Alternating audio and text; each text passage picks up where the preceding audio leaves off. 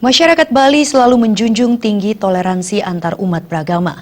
Kondisi ini harus diperhatikan sehingga kerukunan masyarakat di Bali tetap terjaga.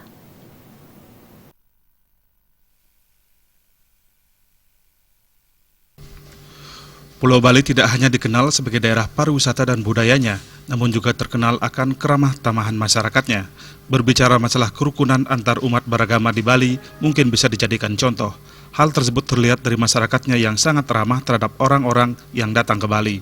Tokoh masyarakat Ida Bagus Ketut Purbonegoro sangat bangga menjadi orang Bali.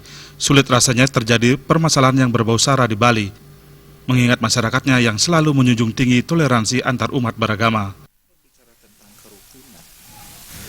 Di Bali itu mungkin perlu dijadikan contoh.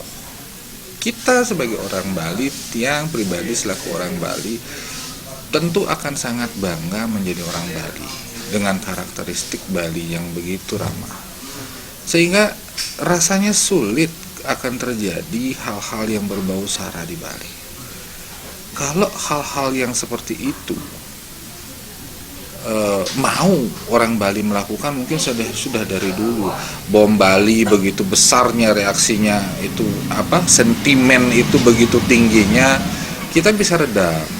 Dan banyak kejadian-kejadian lain yang bisa menjadi sentimen negatif yang berbau sara, tetapi di Bali tidak terjadi.